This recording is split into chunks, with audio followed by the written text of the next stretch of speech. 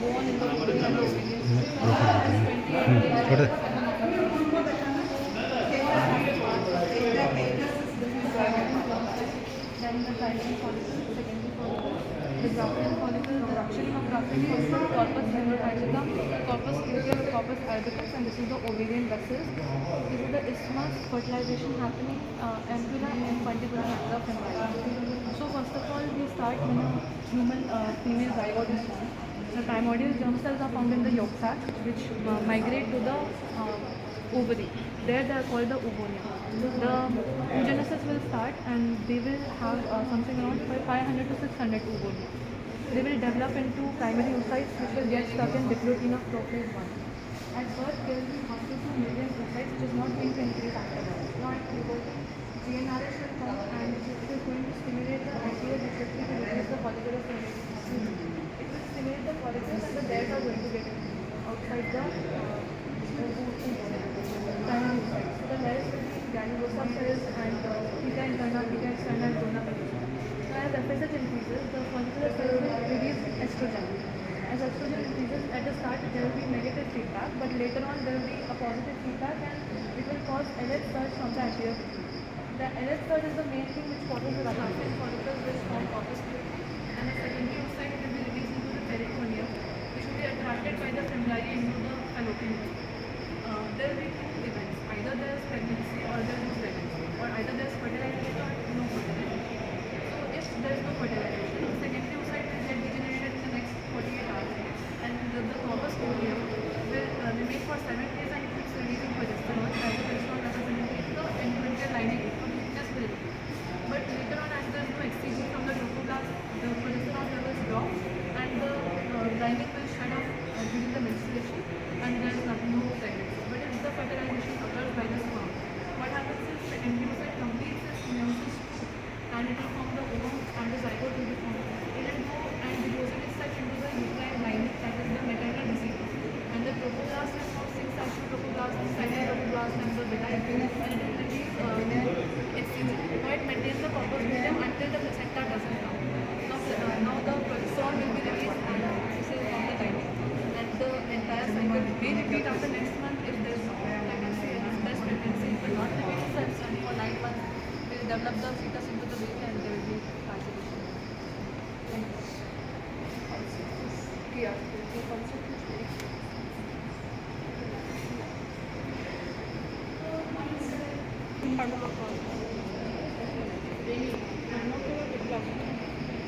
No, ma'am, it is covered it with the tissue paper.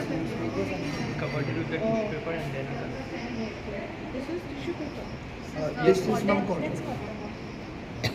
This one we have covered with the tissue paper. This model. All of it. Yes. 6, 7. Yes.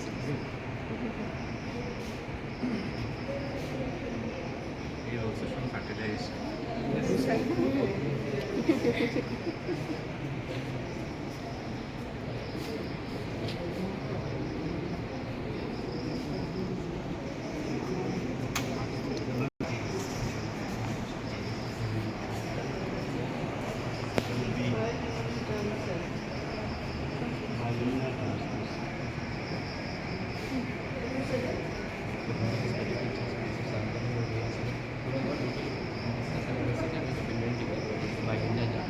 So just before deep diving into second step development, I'll say a few answers on osteochondral development.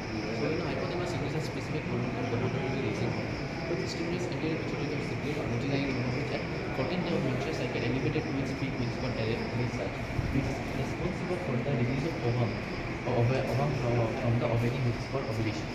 And after the ovum is collected by the fallopian tube and it is actually mentioned and educated in second metaphase. After the fertilization occurs, which marks the initiation of day 1 of first phase of development, and the sperm constitutes ovum to form zygote. And after at around day 4, 3 of first phase of development, zygote undergoes cleavage to form 2-cell stage, 4-cell stage, 8-cell stage, and 16-cell stage or higher. The second structure, however, is known as morula. After the morula undergoes blastocyst to form blastocyst, the cells in the blastocyst then further divides into two different cell masses: the inner cell mass and outer cell mass. The inner cell mass is called the embryoblast and outer cell mass is called the protoplasm. So this was occurs in the first phase of development. Now the second development is where the actual binomial changes function. So this is explained by mathematical.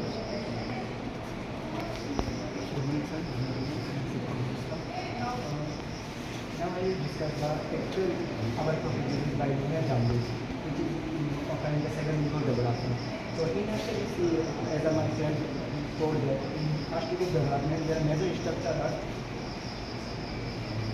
trophoblast and inner muscle and blastocyst. Now in trophoblast, in second group development, the trophoblast is divided into central trophoblast and cytotrophoblast.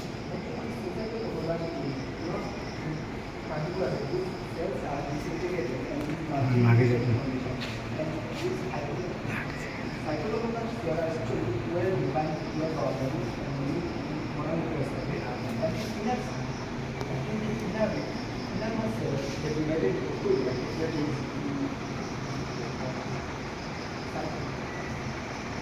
epiblast and hypoblast. Upper polymer layer is the epiblast cell and one tuberous cell that is the hypoblast cell. And there will be a cavity for in upper layer. That is the embryonic cavity. That is the structure of day.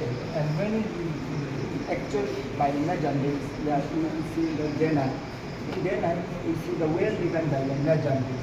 That is become more prominent and slightly better. And this whole structure of biluminar jaundice. Then this second group of development is actually called food speed, because in this year, in this food, the major all the structure will become two different. That is two cavities will form. At first, that is yolk sac and amniotic cavity, and two layers will form and extracellular layer. And the next. Explain. Anyone want to explain?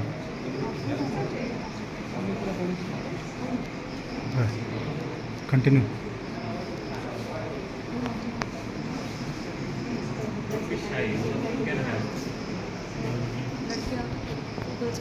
Cytotrophoblast. So it's called a cytotrophoblast. And as you are divided into outer, there are multinucleated cells which have no distinct cellular boundaries. So it's called a syncytotrophoblast. So after then you see that cells in the cytotrophoblast get migrated.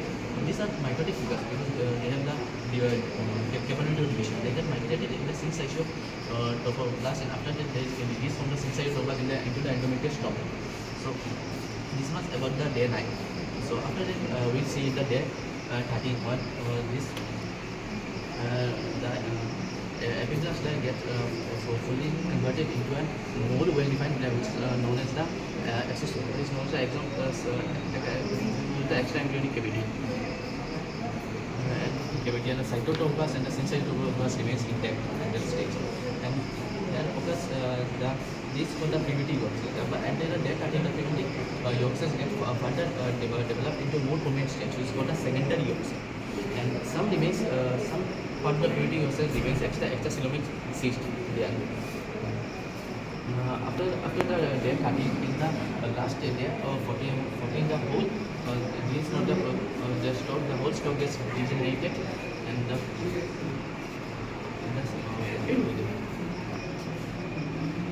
degenerated and this remains at the embryo.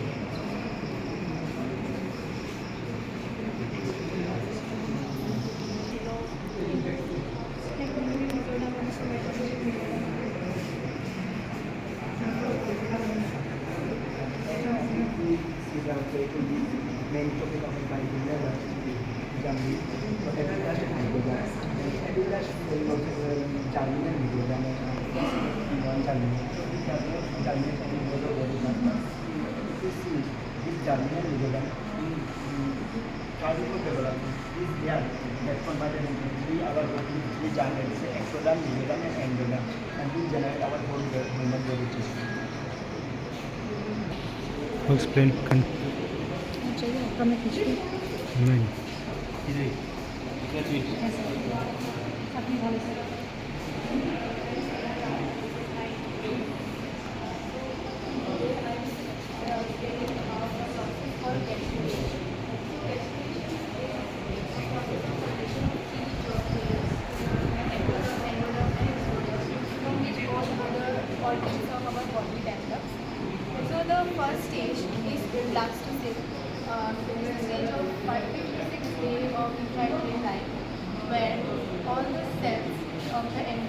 are in the periphery, and in between there is a fluid filled cavity called blastocyst. Then the second stage is the blastula or the mature blastocyst, where there is formation of inner cell mass. This is the inner cell mass, and this is the trophoblast layer. So from the inner cell mass, it proliferates, it differentiates into a flattened cell layer called hypoblast, and the rest of the inner cell mass forms the epiblast. So these epiblast and hypoblast together is called bilaminar disc.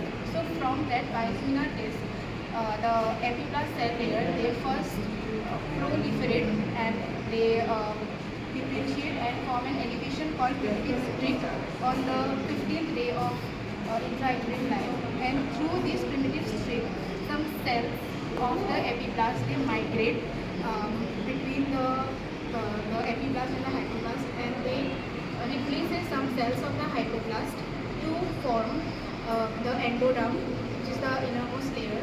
Then some cells of the migrating epiblast, they lies between the hypoblast and epiblast to form the mesoderm. This is the mesoderm layer.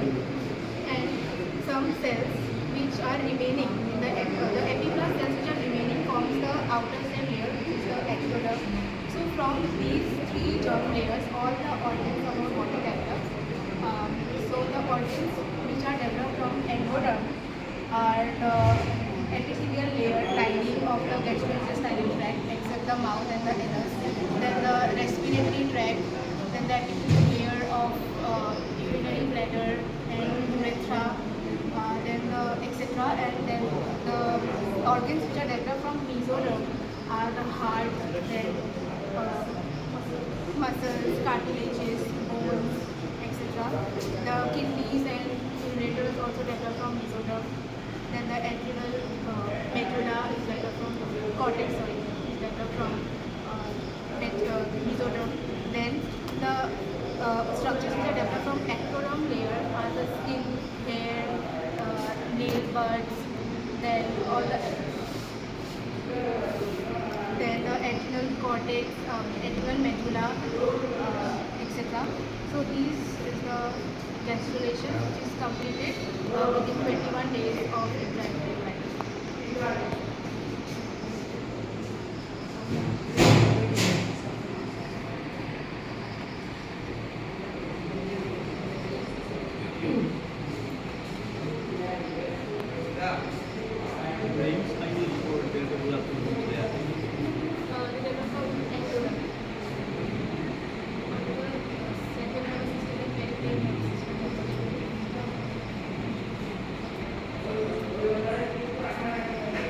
So the entire period of gastrulation is from the 5th day of intrauterine life, that is the first day of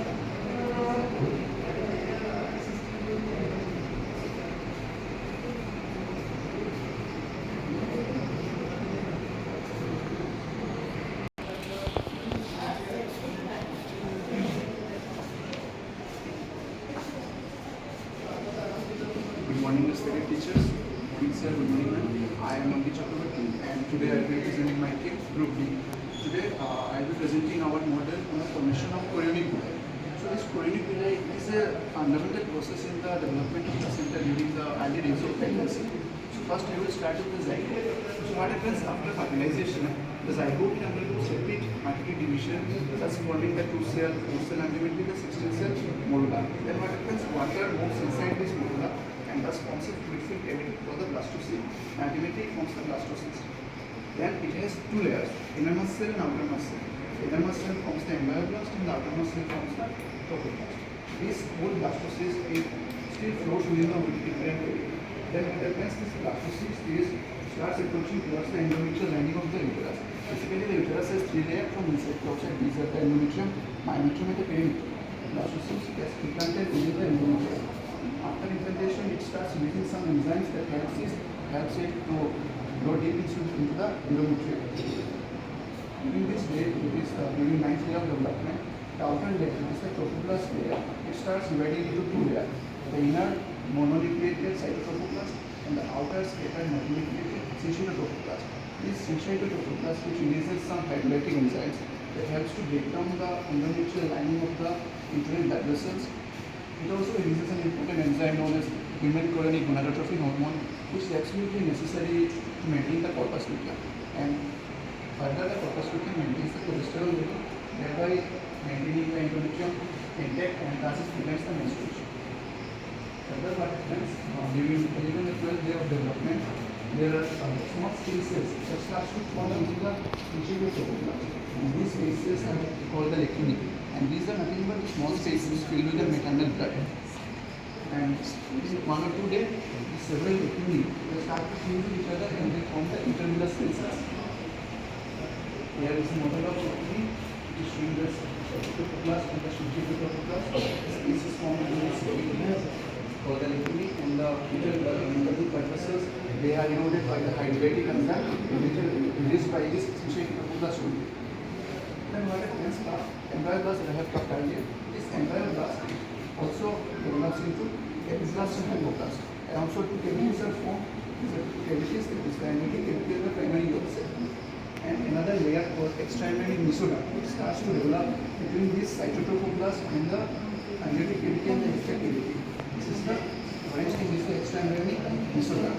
Soon after its development, it starts to split and thus extraembryonic cavity or chorionic cavities. This extraembryonic mesoderm further divides into two layers, the somatopubic layer which lines the cytoplasm and the cytoplasmic layer which lines the yolk sac and the amniotic cavity. This somatopubic layer of the mesoderm is absolutely necessary, as I will talk in the later notes.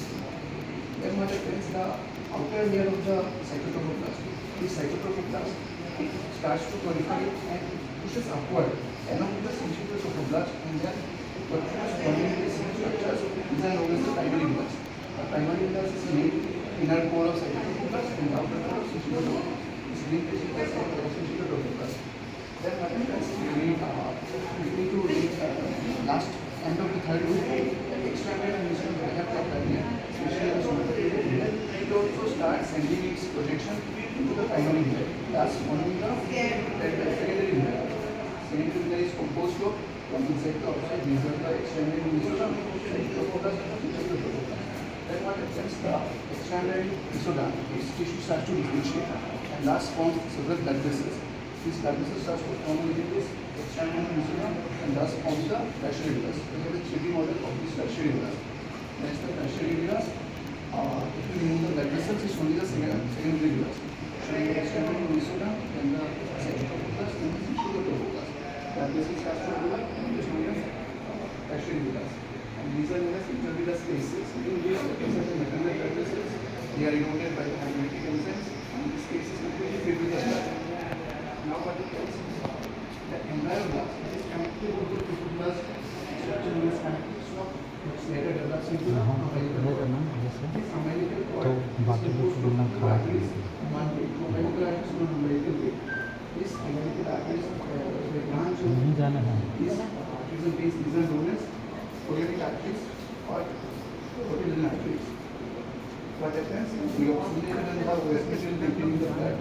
They starts to cool here and the carbon dioxide and the waste material helps the tertiary villi to get supported with the maternal side.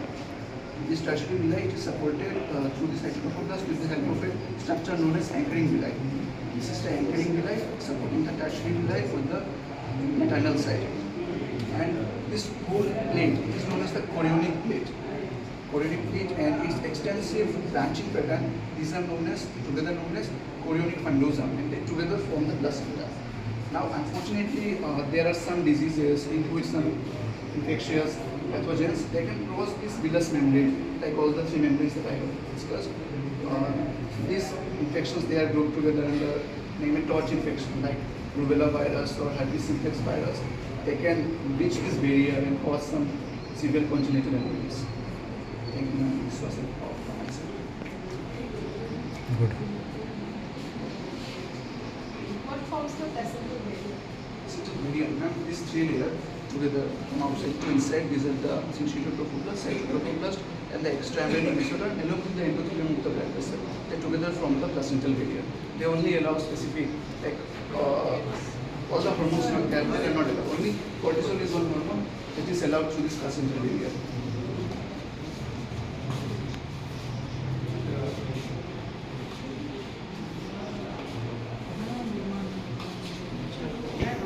Initially, after the formation of the preliminary drum disc, it is only disc structure. Now it has to be get into a proper shape so that the embryo gets into a so that its organ develops, so that its tubes develop. So this is initially the ectoderm and the endoderm, only a plate-like structure.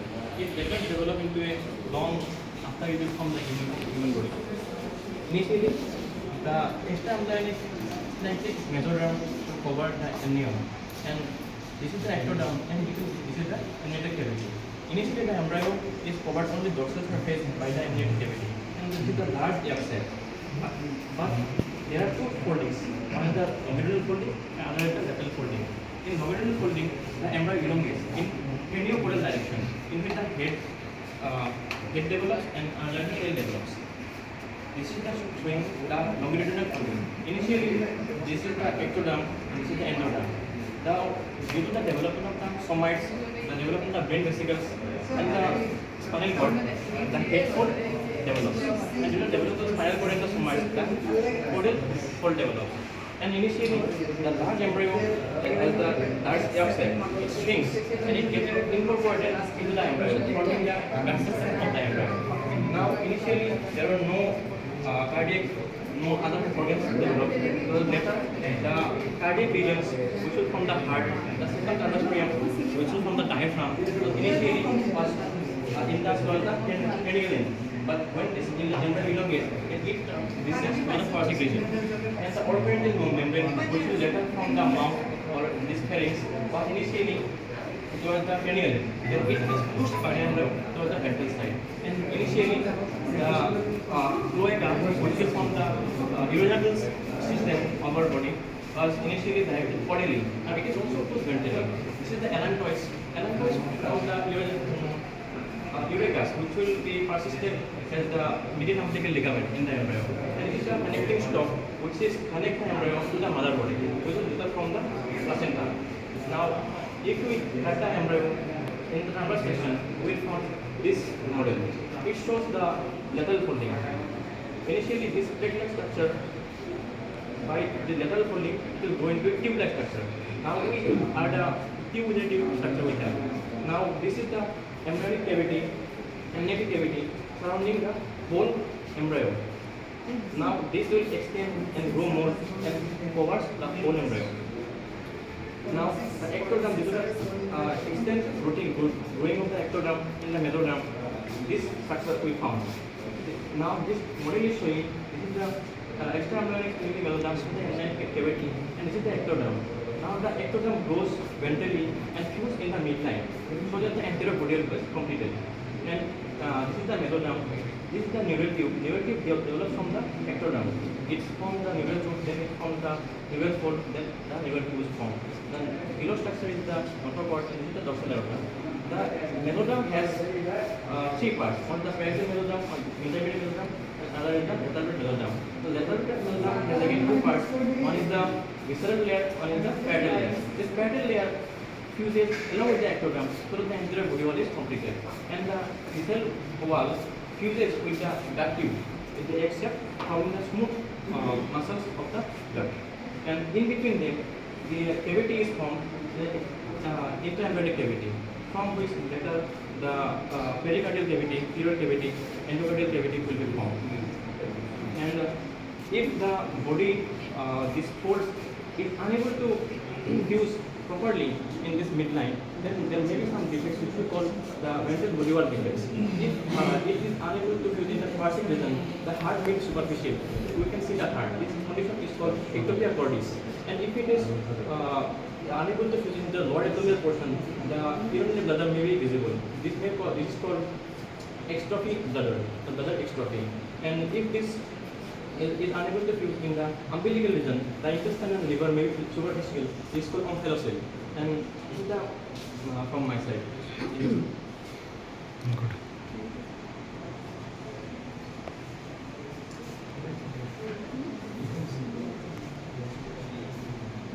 Can you name any drug which will cause a neural tube Deficiency of a particular. If we give more and more vitamin A, then the first neural tube defect.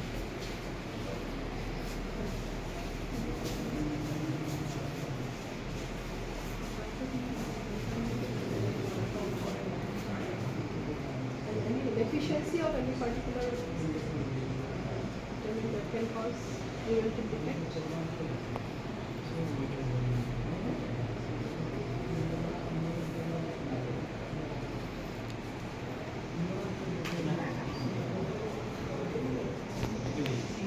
Development of placenta.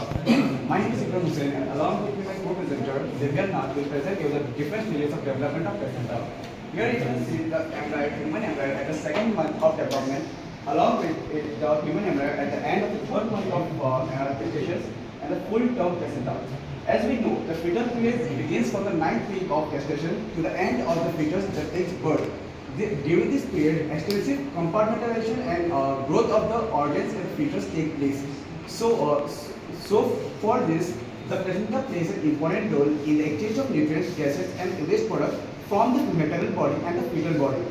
Here we can see the embryo at the beginning of the second month of gestation. Here we can see at the embryonic pole, the chorionic villi develops a lot, forming the chorionic fundosome. At the aembryonic pole, the chorionic villi do not develop much, which is called as the chorionic leafy. Along with it, there are spiral arteries from the maternal side, which brings the maternal blood to the fetus. Along with it, we can see the chorionic cavity and the venous return. The next will be treatment by Devana. So, the one is expected to this. Now we see the second stage. So, in this model, at the end of the third month, we see the development of the intravenous spaces on the tertiary villi. So, here, the intravenous spaces are formed from the nuclei of sensitive tubular cells, and these are filled with maternal blood. The tertiary villi deep into these intravenous spaces, like trees sticking in blood lakes. So, this is the intravenous space. These are the tertiary villi.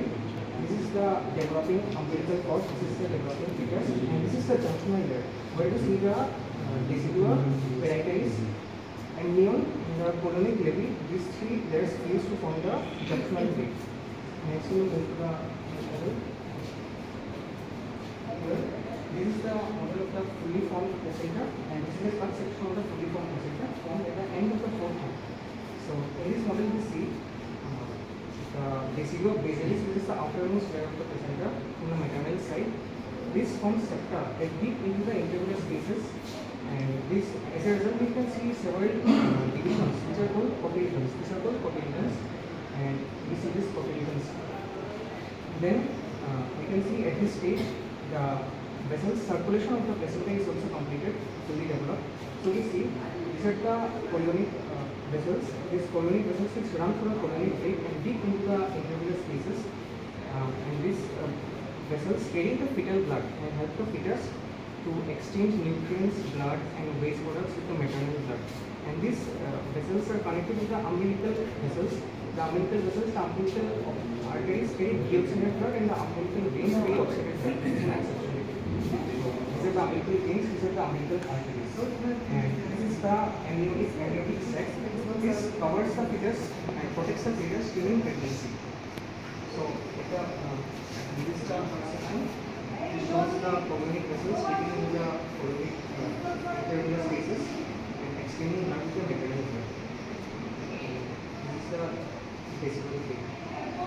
Also, there is a clinical condition in which there is an improper implantation of the embryo at the lower end of the uterus, which is called as the placental previa, which blocks the internal OS of the placenta. So finally the placenta weighs around 500 to 600 grams and is about 25 to 30 centimeter in diameter. It is expelled from the body after the childbirth about 30 days later.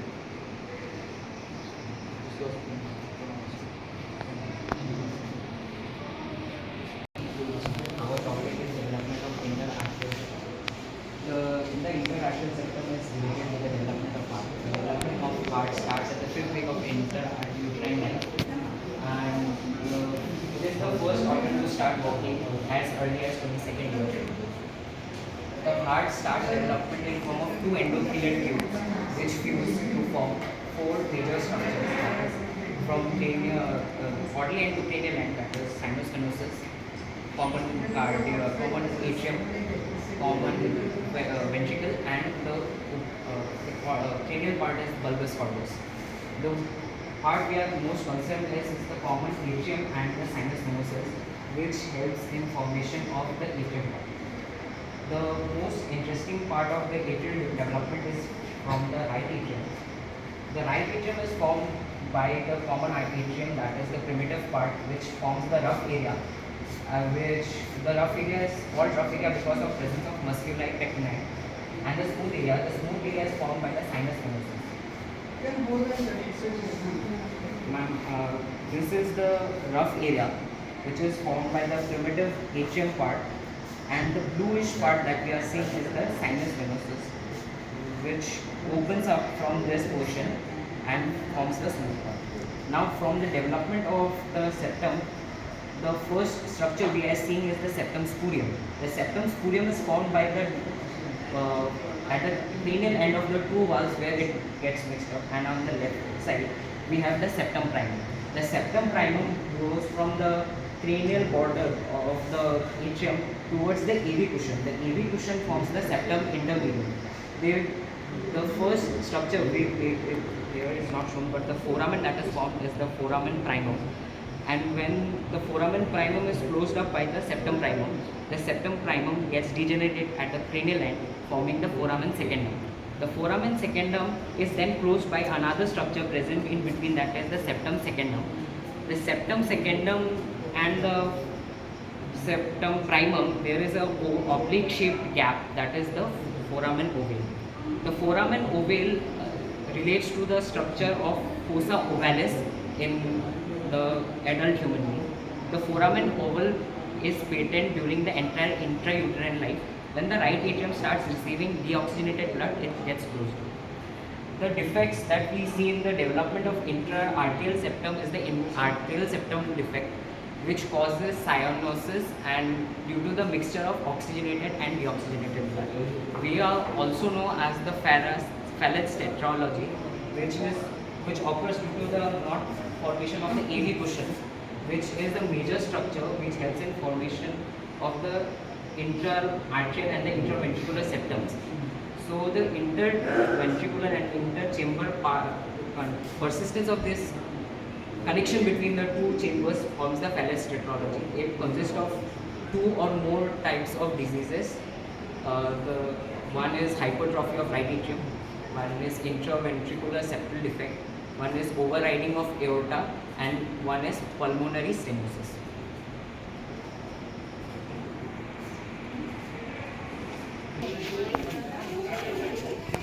हम लोग को क्यों बनाने बोले हैं, जाने नहीं बोले।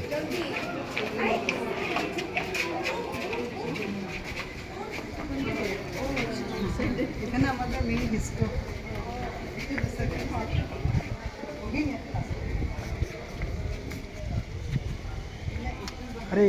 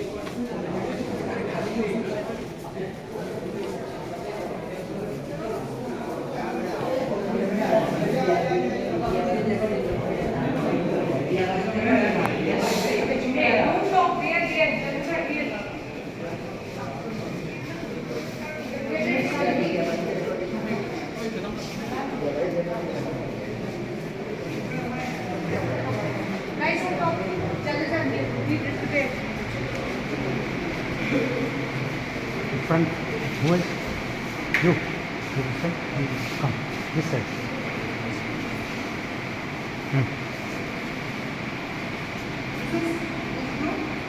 H.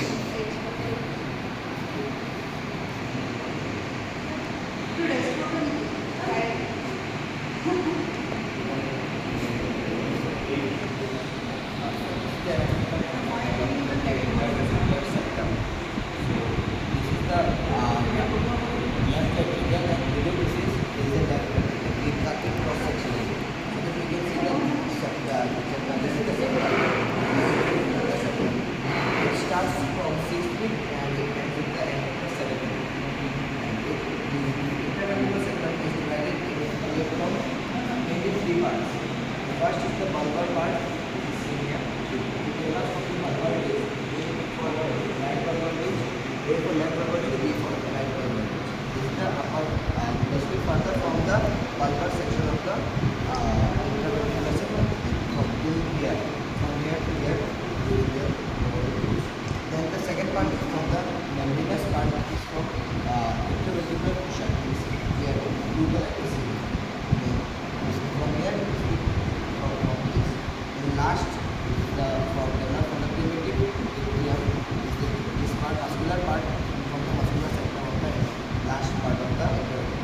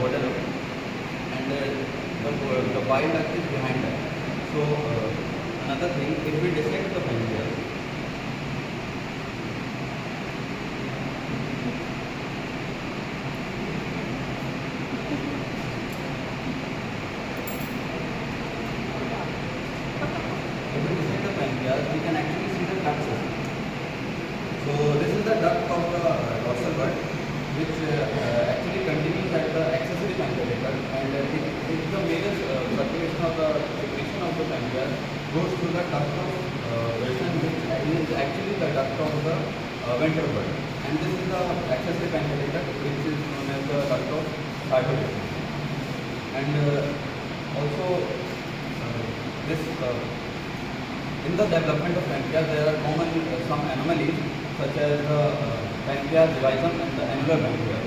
So in the pancreas divisum, as we can see, this connection doesn't form and the fusion of the different buds doesn't form. So the major, as we can see, the major part of the pancreas is this, the body and the tail part. So the major secretions go from this accessory duct of pancreas, and this is and there is double opening. This sometimes may be absent in most cases. So in the case of pancreas divisum, there are double ducts, and this doesn't actually cause any clinical presentation mostly, but sometimes it presents as acute pancreatitis.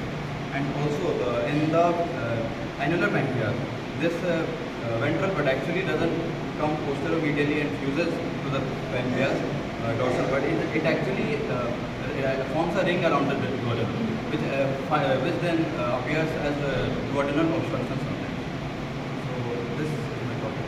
And I also want to highlight some other thing that everything we made this model from is recycled, and this is paper and this is water.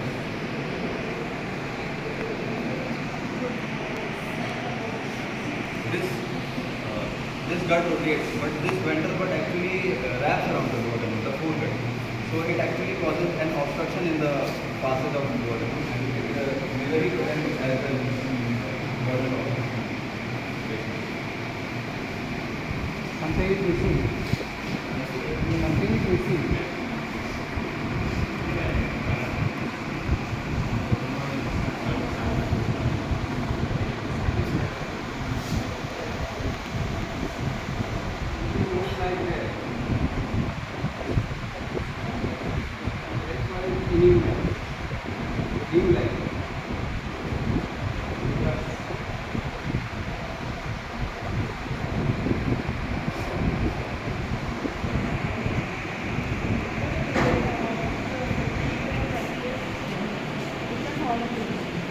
There are major three hormones: insulin, glucagon, and somatostatin by the iron. Efficiency of which hormone causes diabetic mellitus? Insulin is diabetes.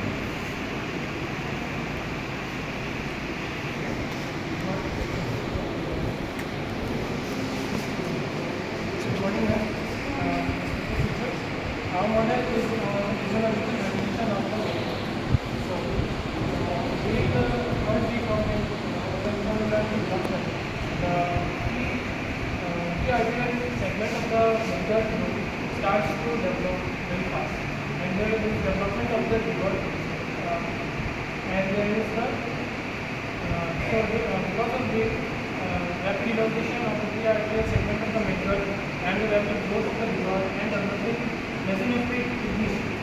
So the abdominal cavity is small, accommodate all these structures.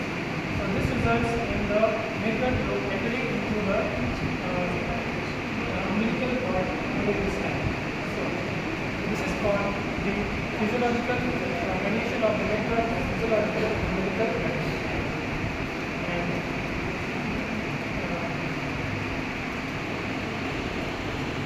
during this time, the midgut undergoes rotations. So there is a total of 270 rotation, plus 90 degrees during the hibernation, and the remaining 180 degrees is during the return of the midgut into the abdominal cavity. So to better understand this, we can divide this into three stages. First, 90-degree rotation. This is the counterclockwise rotation. So we are viewing it from the ventral side, ventral aspect. So first 90-degree counterclockwise rotation. During this time, the prearterial segment comes to the right side of the axis. The axis is the superior mesenteric artery, and during this time, the most arterial segment of the midgut comes to the left. Now, the next 90-degree rotation. So what happens in the next rotation is that the prearterial segment of the midgut comes back into the abdominal cavity. This is during the 10th week, and the herniation starts in the 6th week. So return is on the 10th week, and during the third rotation, again 90 degree, counterclockwise direction, the post-arterial segment returns back into the abdominal cavity.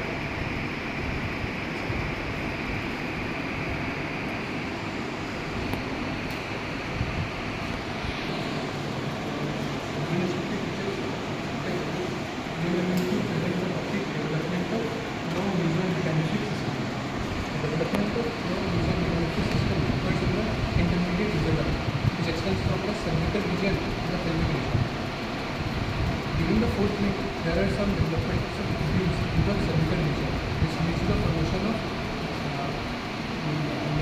pronephrons. The pronephrons include the prolific tubules, which open into the mesonephron. The pronephrons are rudimentary structures. They usually degenerate as there are no functional using them.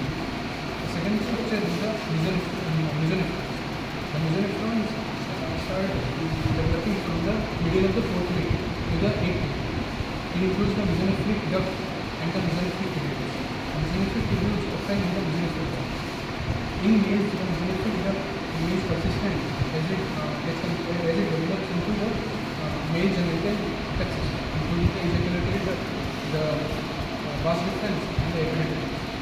In females, however, it is of no functional use and it regresses. Then there is the metanephrons. The metanephrons develop from the pelvis region in the fifth week, from the fifth week.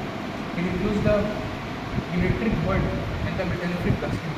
The ureteric bud extends from the mesonephric duct and leads to the formation of collecting system, which includes the collecting duct, the renal pelvis, and the minor calyx in the mesonephric. Whereas the metanephric plasma gives rise to the nephrons, which includes the proximal convoluted tubule, the distal convoluted tubule, the Bowman's capsule, and the spoke. Then the mesonephric terminates in the structure known as cloaca at the urogenital sinus. The cloaca has an extension known as allantois, and the anterior terminal is urogenital sinus. Also, there is an inferior part known as the primitive.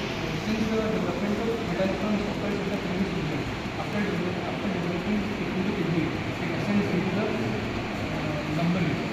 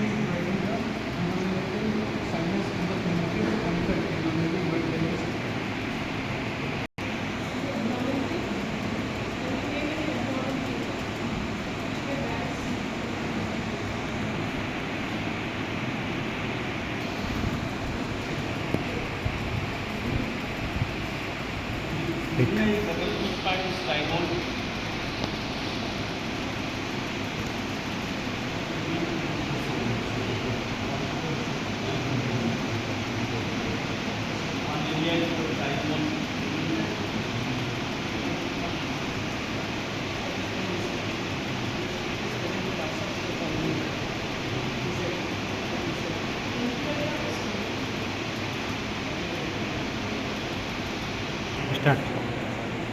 Start. We have come to and our topic of the model is development of tongue. So this is the model showing the fourth development and this is showing the fifth development. So the development of the tongue is related to the development of the pharyngeal artery that starts in the floor of the developing mouth. And so the pharyngeal artery, which is the beginning of the upper tongue in the lateral wall of the middle of the foregut.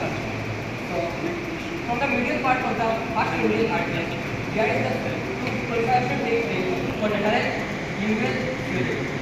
And also there is another swelling which is known as tubercular in part that separates both swelling partially. And on the second part of fourth pharyngeal artery, there is development of hypothetical evidence, which is two parts. Upper part is the cranial part and the lower part is the tubercular in part that ultimately disappear from the tongue or sometimes remain remnants of it in this blue color mark.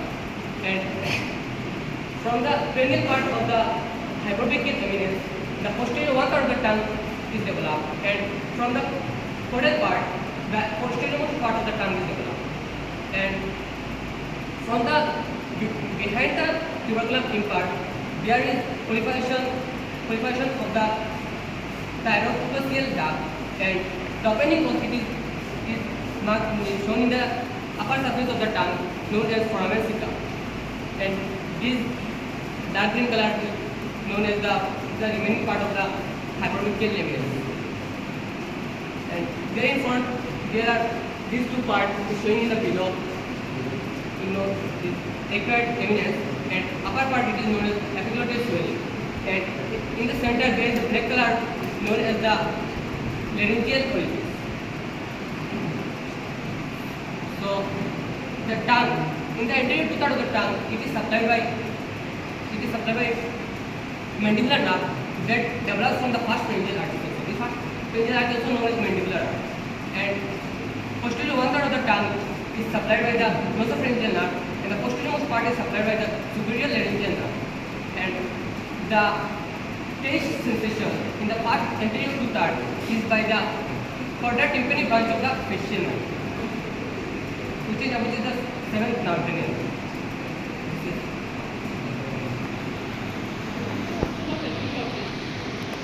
During swelling, it has been swelling of our.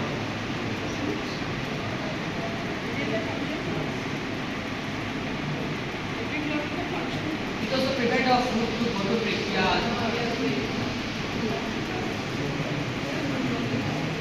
From the first pharyngeal arch, many other structures are also formed. Can you name some structures? Some of the muscles of mastication also formed from the first pharyngeal arch. And the mandible vein also develops from the first pharyngeal arch.